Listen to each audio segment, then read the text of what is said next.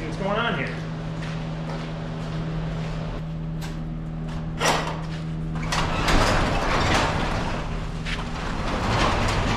What the hell are you doing here?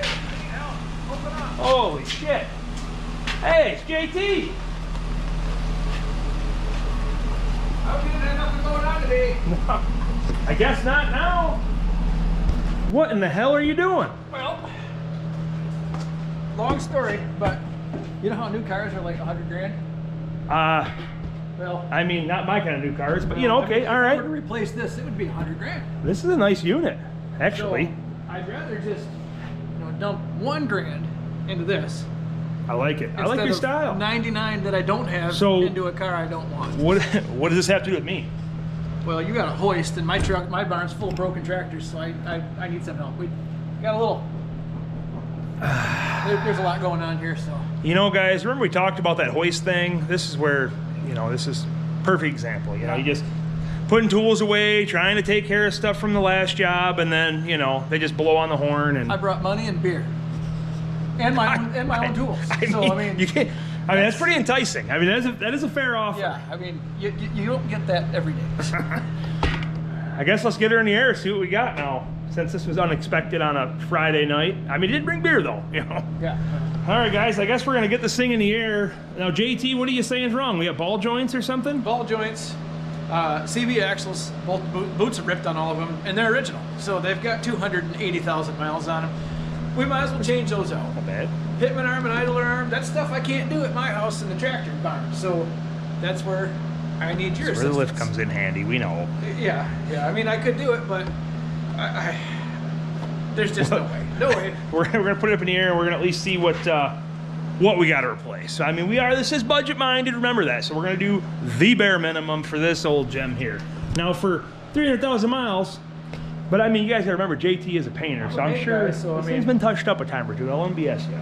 Yeah, it has. I mean, those rocker panels aren't original. So. I mean, there's enough plastic on those to cover up rust anyways, so. Truth be told, we'll have it up in the air in just a second.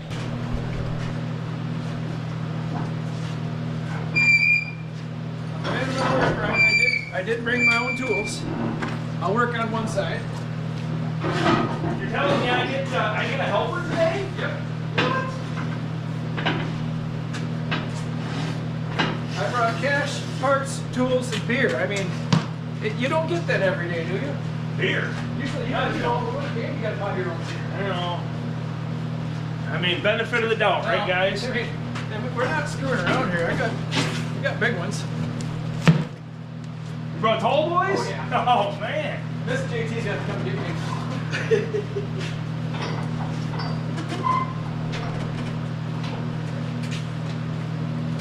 What kind of guy? Quality moved parts, so we ain't got to do this too many more times in this truck's lifetime. Where in the hell do you find a case of tall cans? That is the question. That's my secret. That will keep you helping me. Yeah, I guess so.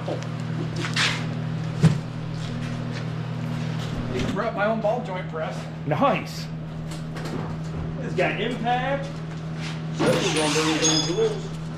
DeWalt guy, I'm just kidding. We got some DeWalt stuff too. I got a leaf blower. This is the original battery when I bought this in 2019. I'm just saying. And it still works. I did get a new Christmas present. My lovely wife bought me a leaf blower. Or dust, or whatever. I mean, you can do a lot of things. I guess that's pretty fancy. I don't know how to. As long as we triple checked everything, it should go up. All right, we're gonna give her a little shakedown. JT is going to. We're gonna take a look, see what we see. Say when. Go ahead.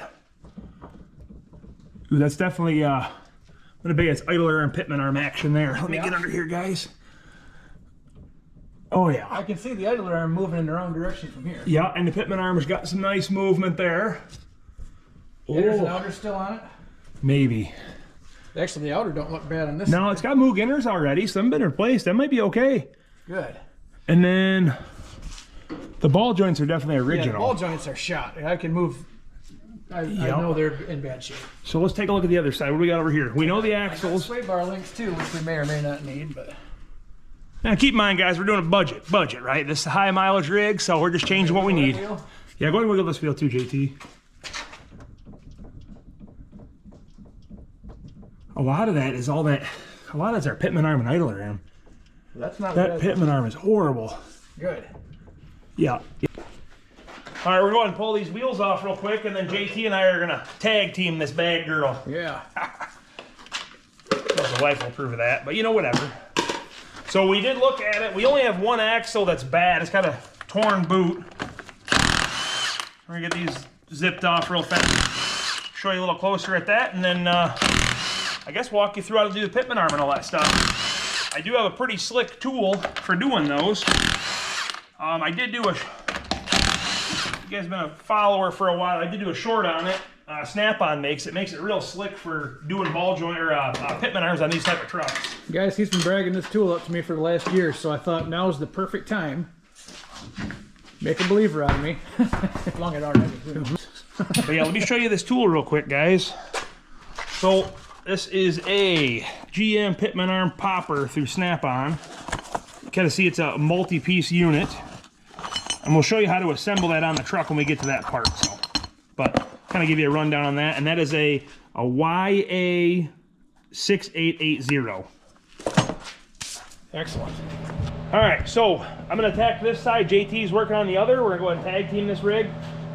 Basically, we're gonna start off, we're not doing tie rod ends and bulb and replace before, so we're just gonna do the ball joints, and then I think just that axle. We're gonna assess our axle once we get in there a little closer. But the idea is we're gonna take as little off as possible, right? Because obviously, time is money, we're cheap, we're lazy, however you wanna look at it, right? If we take just the upper and lower loose, and we flip the brake and everything right forward out of our way, then we can attack the ball joints. We're not messing with the tie rod end. We're not messing with the rotor, the caliper, none of that stuff. So it just saves you trouble. All right, game plan. So first thing we're gonna do, pull our axle nut loose. That's a 36 millimeter. And then we're gonna go ahead, and like I said, we wanna free up as much of this stuff as possible, because we're gonna take this whole assembly and kind of just swing it out of the way. But we have, looks to be an 18 millimeter on top here for the upper. And then our lower is a 24, so we'll get that zipped out of the way. We're gonna leave our tire and look at well, like we said, kind of. Let's get to it.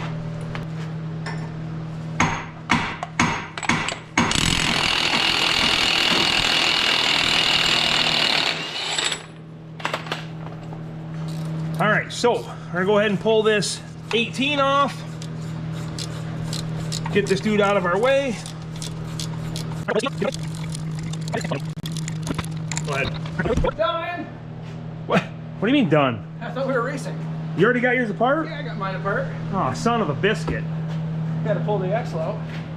Get these off. It wasn't so bad. This guy, and he says he's a tractor guy. Look at this. Ed Hart. Yeah. Everybody has their thing. Let's see if I can get that axle out of there. Yep. Couple 15 should be ready to come out of there. So yeah, real quick here, I wanted to make sure we don't forget to undo these guys or break that. Yep, that's exactly what we wanted to do. Back to the Michigan rust belt. Pull that guy loose. Well, we can't make that up, JT. That one broke right off, so. Well, that happens. Back to the zippy tie. It's not a real Michigan vehicle without a few zip ties on it. All right. Oh. Wrong button. Let's go ahead and pull that ABS cord all the way out of the way.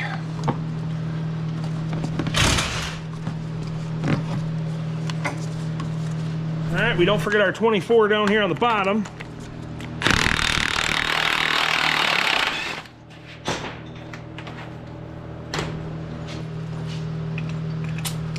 All right, get your old pickle fork out. We got the old air chisel.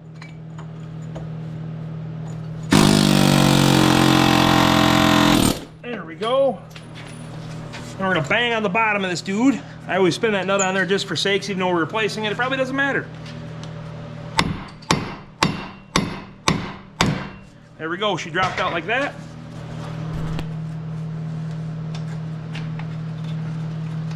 Get that nut the rest of the way off. And now I should be able to take and swing this guy right out of our way.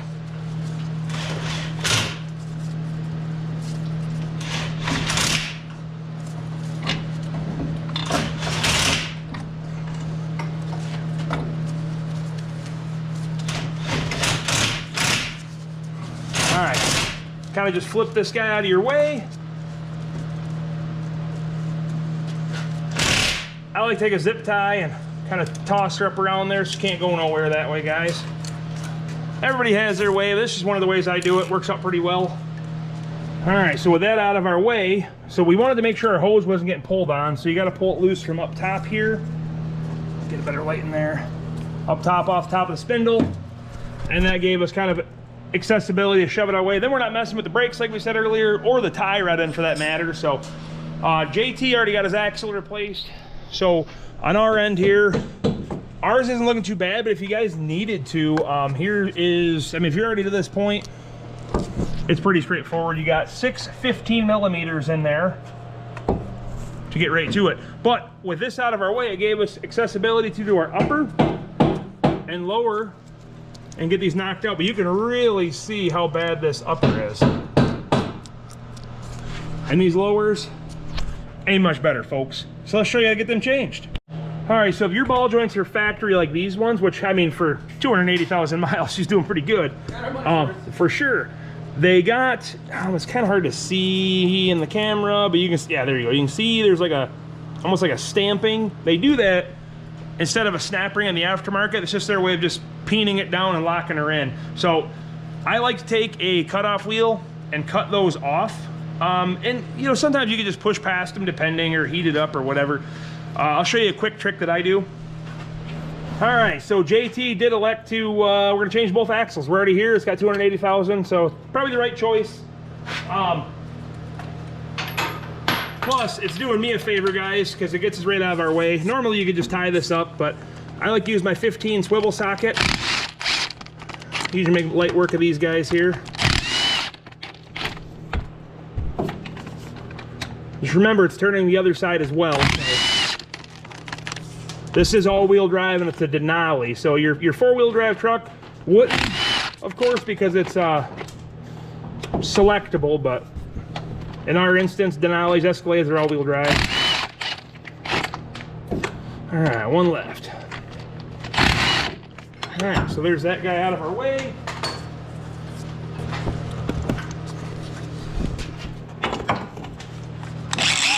All right, get your Slice 9000. Hit these dudes right here. Like I said, I just want to cut this edge off as much as I can anyways, just to ease it up, right? As much as I can anyways, just to ease it up, right?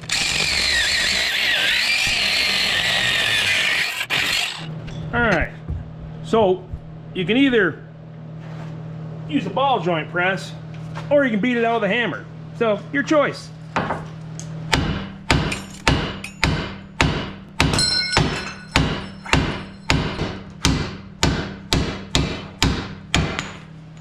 All right, that's how you make quick work of it, except for I knocked all JT's tools off. So we got that knocked out. We're going to get this upper one out of our way. By all means, we don't want to chance this dude. Press this out. So find yourself your adapter and your ball joint press that fits around that top part, the portion. Set your little cap on there. And we're just going to use the face of this to seat against the bottom. Wrong or right, that's what we're doing. And then, unfortunately, being that thing's 9 feet in the air, we're gonna have to use hand tools. And by all means, I don't like using hand tools.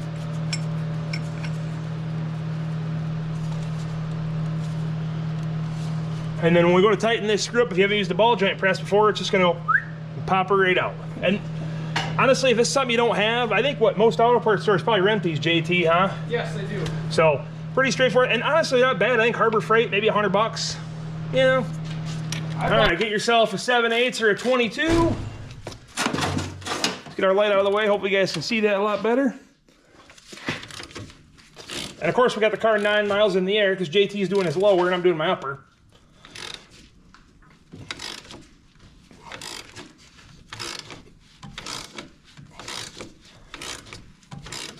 Once she pops, she'll start moving. And she is going. JT's over there clubbing his side down. That one. All right, so uppers out, guys. Let's put them new ones in. You always want to clean your surfaces as well.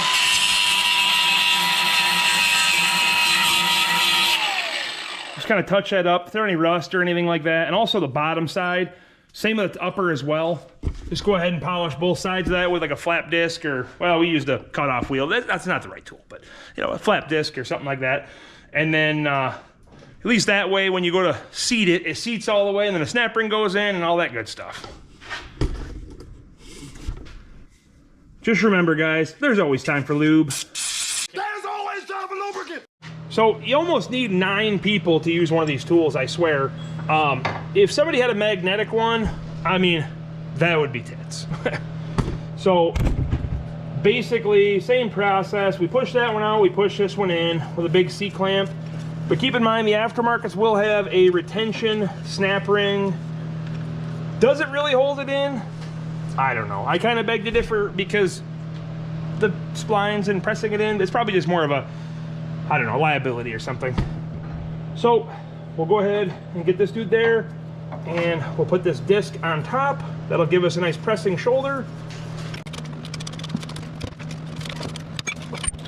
All right, don't forget your trusty snap ring.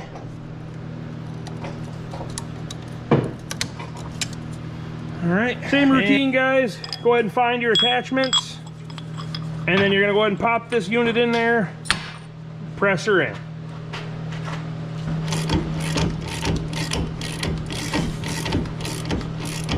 By all means, JT, the lower's going so much nicer. Oh, good.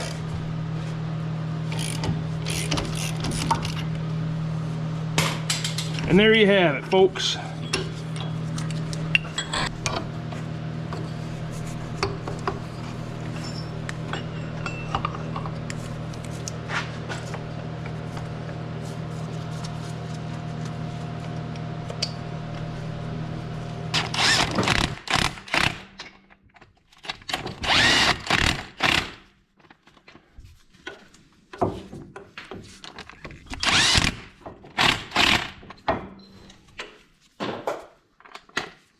All right, guys, this part is honestly kind of a pain in the ass by yourself, but we got JT here. Better with 2. Yeah. Howdy. I mean, you can do everything in 2s, you know. You could, yeah. If the foreman was here, he'd know.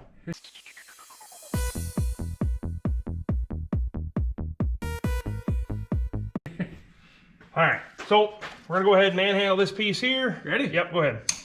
She's all yours. I got one more. Oh, Christ. Dang it, one job. All right, now we're free willy. So, biggest reason it's a pain in the ass, because we're too lazy to take the tie rod end off. So, you want to get your lower ball joint in and your axle at the same time, and bring it up.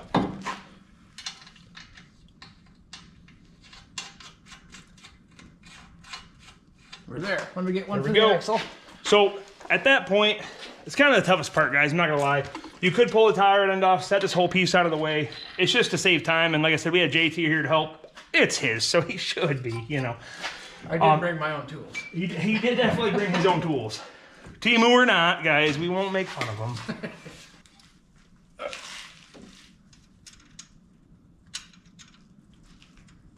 Now don't put your finger in there. Don't let her off just yet. Okay, let her off. All right, so now on that note, we go ahead and tighten everything back up, and then we get straight to Pitman arm. You ready for that? I'm ready for that.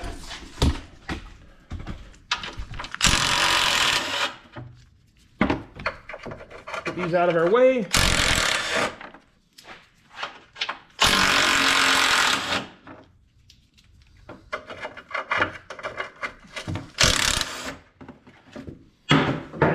You just throw that on the ground. You don't need that where we're going. So first things first, we're gonna go ahead and remove the good old cotter pin here. All right, aftermarket one, it is a 19. We're gonna use the old, or excuse me, a 21. We're gonna use the old swivelly on her.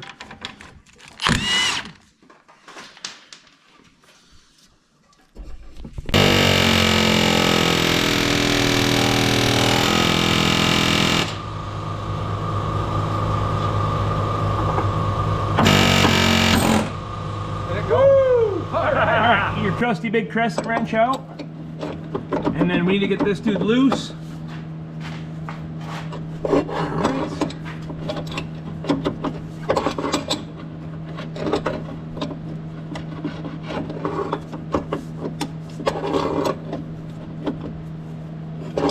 right, guys, cool tool alert.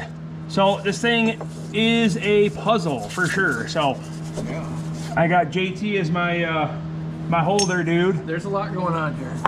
We're gonna take both pieces and we're gonna just smash them together. We gotta put it the right way first. So, and we have this little chain link dude that you gotta, I know, oh man, the camera's not getting a good angle, guys. Sorry. There we go. So we got two pieces, our little chain link.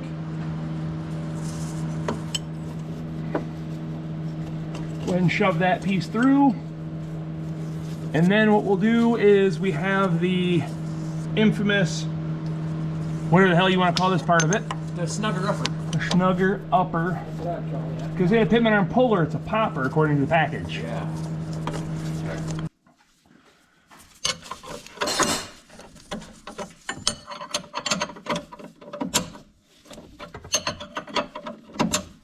Brian, did it?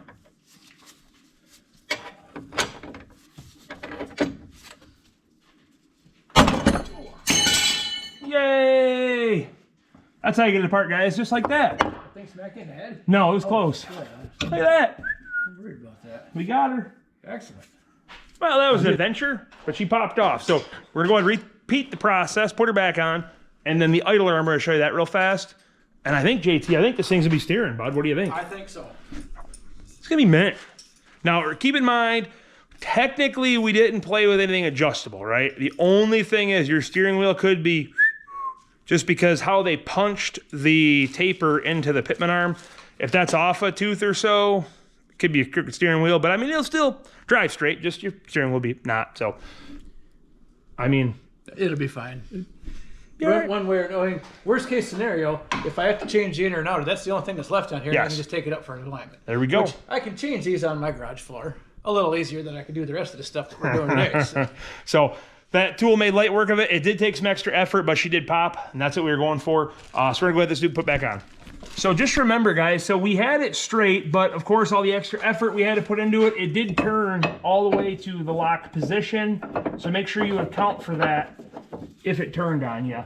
And there is a couple, I call them dead teeth, but there's like big teeth that'll only allow it to go, well, 4 different ways anyways. Just make sure you put it the right way.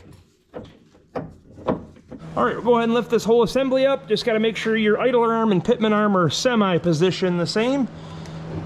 And your wheels are turned. All right. Don't go crazy though, JT. I got to put this one on over here. Let's go and get this one started.